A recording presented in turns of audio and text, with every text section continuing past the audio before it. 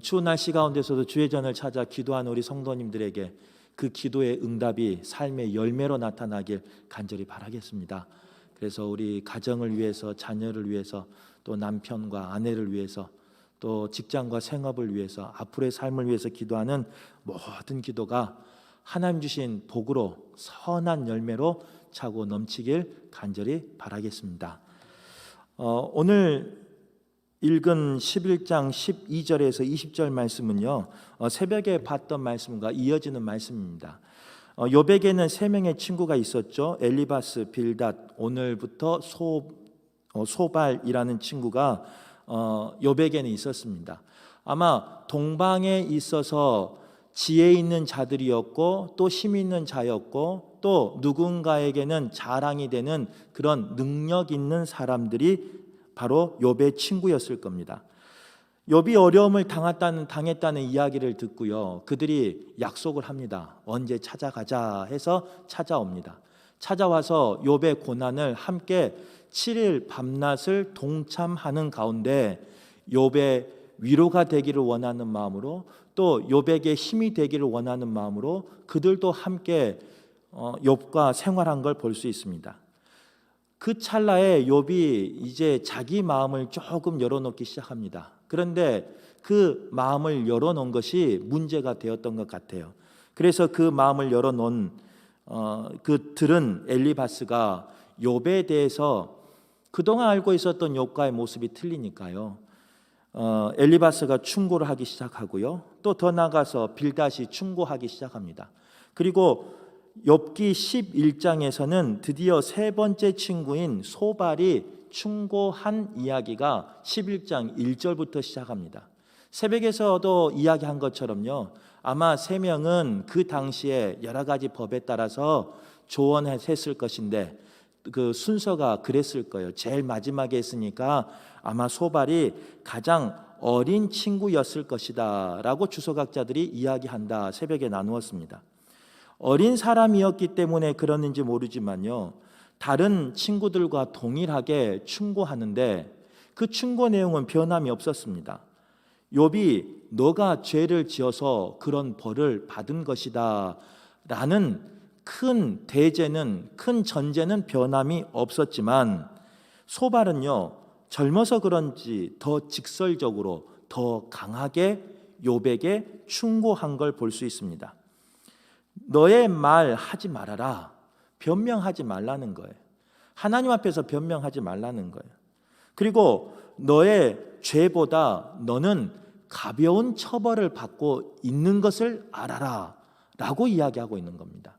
그러면서 이제 여기까지가 새벽 말씀이고요, 오늘 본문의 말씀은 12절부터는 뭐라고 고백하느냐, 너에게 세 가지를 말하는데요, 이제 소발이 세 가지를 이야기합니다. 첫 번째가 뭐냐, 회개하는 방법에 대해서 이야기하고, 너 그 죄, 너가 받은 그 벌은 너의 죄 때문에 받은 것이니까 너 회개해야 돼. 그래서 회개하는 방법에 대해서 소발이 이야기하고요, 더 나가서 회개할 때 하나님이 어떠한 복을 주시는지에 대해서 또 이야기를 합니다. 그리고 끝으로는 회개하지 아니하는 악한 자는 어떠한 최후를 맞는지에 대해서 오늘 본문에서 이야기하고 있는 걸 볼 수 있습니다. 특별히 오늘 말씀 속에서 우리가 기억해야 될 것은요, 소발이 말하는 그 회개의 방법이라는 거예요. 오늘 13절 상반절을 다시 한번 읽어보도록 하겠습니다. 13절 상반절입니다. 시작. 만일 내가 마음을 바로 정하고, 회개의 첫 번째 단계는 뭐냐, 마음을 바로 정하고 라는 단계예요. 마음을 돌이키라는 거예요. 죄를 향하고 있는 그 마음을, 죄를 향하고 있는 나의 발길을 돌이키라라는 거예요. 죄에서 결단하기 위해선 먼저 마음의 결단이 있어야 한다, 소발은 이야기하고 있는 걸 볼 수 있어요. 너가 죄인이라는 것을 인정해. 계속 변명하지 말고 너 마음으로 너가 죄인이라는 것을 인정하고 죄에서 돌이켜야 되겠다는 것을 먼저 고백해. 이게 바로 회개의 첫 단계라는 거예요. 그리고 13절 하반절 조금 읽었던 그 다음으로 읽어보도록 하겠습니다. 시작. 주를 향하여 손을 들 때, 두 번째 회개 단계는 뭐냐? 주를 향하여 손을 들 때, 이스라엘 백성은 손을 들고 주님 앞에, 하나님 앞에 기도했던 모습이 있잖아요. 그래서 두 번째 회개 단계는요, 자신의 죄를 고백하는 기도를 드리라는 거예요. 마음을 돌이킨 데서 끝나는 것이 아니라 그 죄 사함의 은혜를 주시는 하나님 앞에, 너를 속죄할 수 있는 그 권세를 가지고 있는 하나님 앞에 기도하라라고 말하고 있는 겁니다.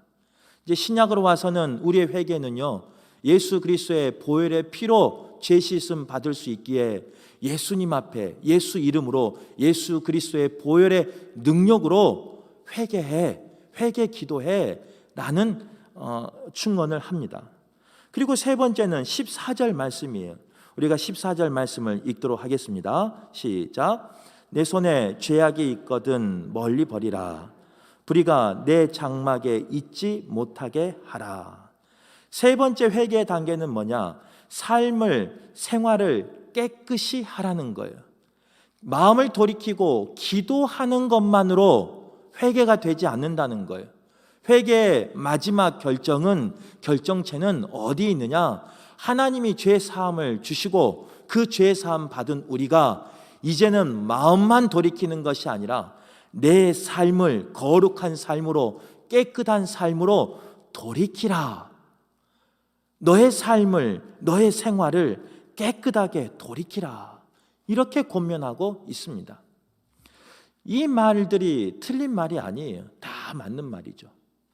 그러면서 뭐라고 말하느냐? 이제 이렇게 회개하는 자에게 주시는 하나님이 허락하신 복이 있는데, 그 첫 번째 복은 15절에 나옵니다. 두려움이 없는 담대함을 주실 것이다 라고 이야기합니다. 성경에서 두려움이라는 단어가 가장 먼저 나온, 제일 처음 나온 구절은 어디냐? 창세기 3장 10절 말씀입니다. 아담과 하와가 하나님 앞에 죄를 짓고 나서 하나님이 두려워서 멀리 떠나 숨을 때 나타난 것이 바로 두려움이라는 거예요. 즉 두려움은요, 죄의 결과라는 거예요. 그런데 회개하고 나면 그 죄가 씻음 받기에 그 죄의 결과로 나오는 두려움이 사라진다라는 은혜를 이야기하고 있는 겁니다. 또한 16절에 보면요, 회개하는 자에게 주신 두 번째 복은 뭐냐? 환난이 물 흐르듯 사라질 것이다, 이렇게 말합니다. 삶 가운데 환난을 당한 것은 죄 때문에 너가 환난을 당할 것인데, 그 죄가, 그 환난이 이제 회개를 통해서 물 흐르듯 금세 사라질 것이다. 우리가 어렸을 때 시냇물을 파보면요, 이제 시냇물가 옆에 땅을 파보면 물이 나오지 않습니까? 처음에 물을 팔 때는요, 흙탕물이에요. 그런데 그 속에서 샘물이 솟아나면 그 흙탕물은 다 사라져버리고 금세 맑은 물로 채워진 걸 볼 수 있어요. 바로 그게 회개하는 자에게 주시는 복이라는 거예요. 때로는 흙탕물같이 그 환난 때문에, 고난 때문에 한치 앞도 볼 수 없는 우리의 삶이지만, 회개하는 자에게 주시는 복은 뭐냐? 물이 흘러서 사라지는 것 같이 나의 환난이, 나의 고난이 사라지게 하여 주실 것이다. 그러니까 너 회개해라 라고 권면하고 있는 거예요. 그리고 세 번째 주시는 축복은 뭐냐? 18절에 나옵니다. 희망 속에서 안전과 평안을 줄 것이다, 이렇게 말해요. 오늘 소발의 말이 틀린 말이 하나도 없어요. 회개하는 방법도 잘 알고 있고요, 그 회개를 했을 때 누리는 복에 대해서도 너무나 잘 알고 있어요. 얼마나 옳은 말인지 모르겠어요. 그런데 이 말은 오늘 듣고 있는 욥이 들을 말은 아니라는 거예요. 왜 그러느냐? 이 소발의 모든 전제는 뭐였냐면요, 죄로 인한 환난, 죄로 인한 고난의 문제에 대해서 이야기하고 있기 때문에 그렇습니다. 우리가 알고 있듯이요, 욥은 죄 때문에 고난받은 게 아닙니다. 하나님의 섭리가 있고 하나님이 계획이 있어서 고난받은 것이지 죄 때문에 고난받은 게 아니에요. 그런데 새 친구들은, 특별히 소발은 많은 사람들이 그렇게 여겼던 것처럼, 많은 지혜자들이 그렇게 여겼던 것처럼 욥은 죄 때문에 고난당하였다라고 단정해버립니다. 라고 정죄해버립니다. 그래서 자기가 알고 있는 지식을, 자기가 알고 있는 신앙 경험을 이야기하고 있는 거예요. 정작 이 말을 들어야 할 이유는, 사람은 누구냐? 잘못 정죄한, 그리고 잘못 알고 있음에도 불구하고 적용한 소발이 들어야 할 이야기입니다. 더 나아가서 새 친구가 들어야 할 이야기라는 거예요. 자신의 경험과 지혜와 신앙으로 단죄해버린, 정죄해버린, 그래서 주홍 글씨로 써버린 그 친구들이 들어야 할 말이라는 거예요. 그런데도 불구하고요, 자기의 그런 신앙적인 의 때문에, 아니면 자기의 그 신앙적인 지식 때문에 내가 들어야 하는 말임에도 불구하고 누군가를 가르치려 하며, 누군가를 깨우치려고 하고, 누군가를 변화시키려고 하는데 소발은 쓰임받고 있다는 거예요. 소발만 그럽니까? 그렇지 않다는 거예요. 신앙생활하고 있는 우리의 모습이 소발과 같이, 아니면 다른 새 친구와 같이 그 모습이 우리에게 있다는 겁니다. 그 말을 들어야 할 사람이 바로 나인데도 불구하고, 그 손가락을 가르치는 사람이 나를 가르치고 있음에도 불구하고 정작 나는 누군가를 깨우치려고 하는 그런 자리에 섰을 때가 있고, 누군가를 가르치려고 하는 그 자리에 서 있을 때가 있었다는 거예요. 그러게 오늘 말씀은요, 그 회개의 단계를 거쳐야 할 사람은 욥이 아니라 나라는 거예요.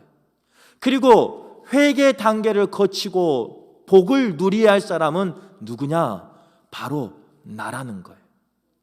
오늘 이 말씀이 나에게 들리는 복된 말씀 되길 간절히 바라겠습니다.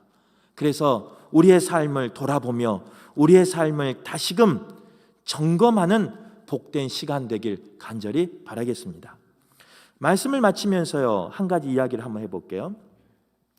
시험 성적이 별로 좋지 않은 아이를 둔 엄마가 아이에게 내가 60점만 받으면 좋겠다라고 말했답니다. 60점 이상을 평생 받아보지 못한 아이였는가 봐요. 그러다가 어느 날 시험 점수를요, 그 아이가 80점을 받았습니다. 그 아이가 얼른 엄마에게 보여주고 싶어서요, 학교가 마치자마자 곧장 집으로 달려와서 엄마에게 시험지를 보여줬답니다. 시험지를 본 엄마가 아이에게 뭐라고 말했을까요? 이제 본인들 이야기 한번 해보세요. 뭐라고 말했을까요? 좀 더 하지, 잘했다. 제가 써왔는데 아마 여기에 다 들어갈 거예요. 지 애비 닮아서 날마다 60점밖에 못 맞더니 웬일이냐? 틀린 말이에요? 우리 남성분들 죄송하지만 틀린 말 아니에요. 그 자녀 엄마 아빠 뱃속에서 나왔어요. 지 애비 닮을 수도 있어요. 그런데 그 말은요, 맞는 말인데 여러 사람을 기분 나쁘게 합니다. 힘써서 일하고 들어왔는데 지 애비 닮았다 그러니까 얼마나 짜증나겠습니까? 또 이런 대답이 나올 수도 있어요. 이번 시험이 쉬웠구나. 네가 80점을 다 맞고. 평생 60점밖에 못 맞은 아이가 80점을 맞았으면요, 엄마의 그 직관력이 대단한 거예요. 진짜로 시험이 쉬웠을 거예요. 틀린 말 아니에요. 쉬웠으니까 80점 맞았겠죠. 그런데 틀린 말은 아닌데 그 말은 아이에게 실망과 낙심을 갖다 주는 말이 될 수도 있습니다. 또 이런 말을 하시는 분도 있을 거예요. 아이고, 네 동생은 날마다 100점인데 80점 가지고 자랑이니? 이런 분은 별로 없으신가 보네요. 동생도 80점인가 봐요. 이 말도 틀린 말은 아니에요. 동생이 뭐 100점을 못 맞았는데 100점 맞았다고 말하진 않았겠죠. 그러나 그 말은 시기를 가져다 주는 말일 수도 있어요. 가족 간의 분쟁이 일어나는 말일 수도 있어요. 또 이런 분도 계실 거예요. 그래, 너 엄마 닮아서 나쁜 말이는 아니야. 내가 알고 있었어. 더 열심히 해서 다음은 100점 맞아야지. 이 말도 아마 맞을 거예요. 그 자녀가 어디서 태어났겠어요? 엄마 뱃속에서 태어났지. 틀린 말은 아니지만, 그러나 그 자녀에게는 부담이 되는 말일 수도 있습니다. 뭐가 정답인지 모르겠어요. 근데 제가 생각해 본 정답은 이 정답이에요. 너도 기분이 좋지, 엄마도 기분이 좋아. 오늘 새벽에 너의 꿈을 위해서 기도했는데 80점을 받았구나. 참 잘했어. 이 말은요, 아마 그 아이를 살리는 것뿐만 아니라 그 아이의 신앙까지 생각하는 말이 될 수도 있습니다. 그 말을 들은 아이가 다음 시험 볼 때 엄마에게 뭐라고 할까요? 엄마, 나 오늘 내일 시험 보는데 내일은 꼭 새벽 예배 나가? 그러지 않겠습니까?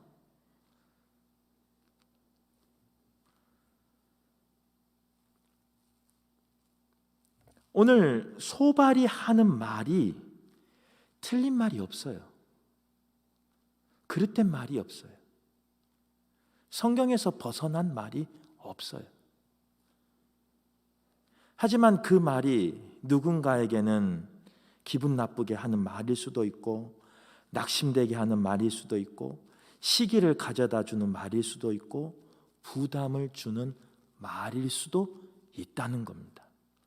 그러기에 우리가 누군가에게 말할 때 오늘 이 말씀이 꼭 기억나길 바랍니다. 손가락질을 하면요, 그 손가락의 나머지는 다 나를 가르치고 있어요. 내게 하는 말이. 아무리 좋은 약을 처방받아도 처방에 맞게 쓰지 않으면 그 약은 독약이 될 수 있습니다. 아무리 좋지 않은 약도 처방받은 대로 쓰면 누군가를 살리는데 쓰임받는 약이 될 수도 있다는 거예요.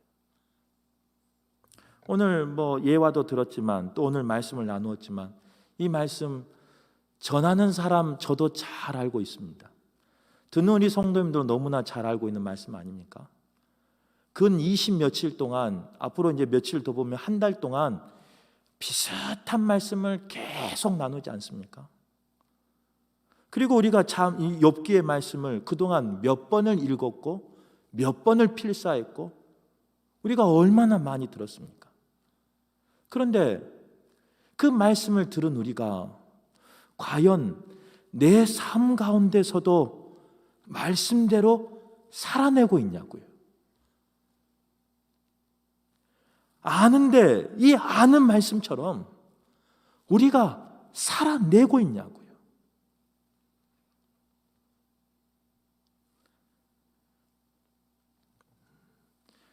이런 말이 들려요. 속으로 지나 잘하지.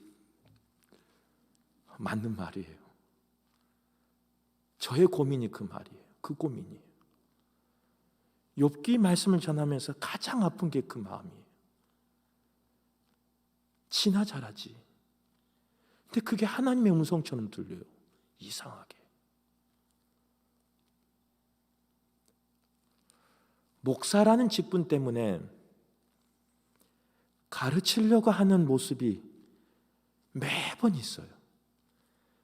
저도 사람인데 그거 잘못을 알면서도 또 하고 싶겠습니까? 말씀을 읽으면서 내가 말씀 전했으니까 말씀대로 살아야지. 때로는 허벅지를 찌르면서요, 그대로 살아야지 하면서 이렇게 다짐을 합니다. 새벽 예배 드릴 때 그냥 나를 꼬집으면서 다짐합니다. 오늘은 내가 전한 대로만 살아야지. 오늘은 말씀 들은 대로만 살아야지. 그런데 하루를 정리하다 보면요, 그게 아니에요.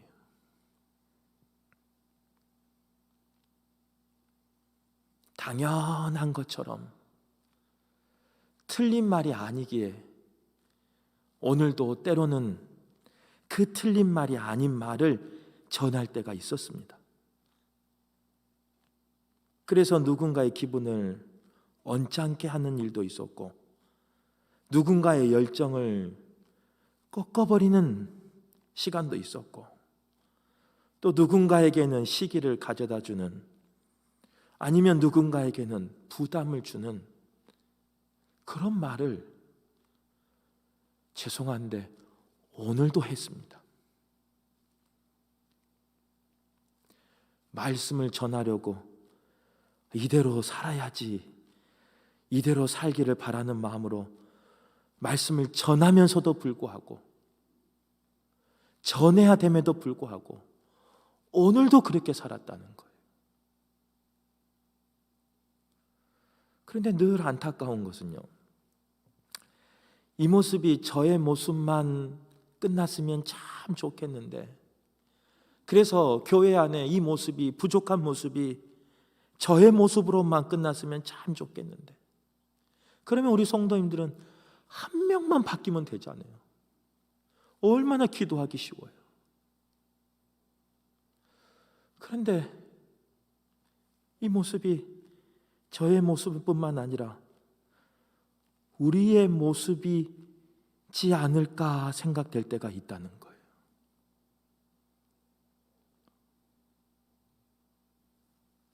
바라기는 오늘 이 말씀이요, 저도 좀 이렇게 좀 전하고 이렇게 살았으면 좋겠는데 그게 안 돼서 참 죄송하지만, 오늘 이 말씀이 전하는 자나 듣는 우리 모두에게 진실로 들리는 하나님의 음성 되기를 바랍니다.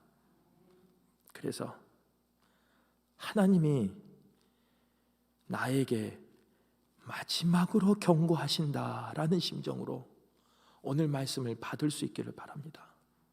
그래서 더 이상은 내 삶 가운데 이 소발처럼, 이 친구들처럼 가르치려고 하는 모습이 나타나지 않도록, 맞는 말이라고 하면서 누군가를 아프게 하는 말을 하지 않는 내가 될 수 있도록 위에서 기도하는 우리 모두가 되길 간절히 바랍니다. 특별히 부족한 저를 위해서 꼭 기도해 주시길 바랍니다. 앞에 서야 하기 때문에요, 말씀을 전해야 되기 때문에 때로는 이런 삶 살지 못하면서도 두렵고 떨리는 마음으로 전할 때가 있습니다. 저도 이럴 때는 이제 도망가 버리고 싶어요. 이런 무거운 말씀 전하면요, 저도 실천하지 못하는 말씀 나오면요, 진짜로 우리 장로님하고 우리 성도님만 허락하시면요, 우리 부목사님이나 전도사님한테 이 자리 양보하고 싶어요. 진심으로. 그만큼 두렵고 떨립니다. 전했는데 또 못 살까 봐, 이렇게까지 말했는데 또 못 살까 봐 두렵고 떨려요. 그러게 우리 성도님들이요, 우리 목사님 제발 말씀 전한 대로 살 수 있도록 꼭 기도하시길 바랍니다. 더 나아가 말씀대로 꼭 살아내는 우리 성도들 되게 해달라고 꼭 기도하셔서 우리 금호교회는 말씀을 전한 대로, 말씀을 들은 대로 사는 우리 금호교회 되길 간절히 바라겠습니다.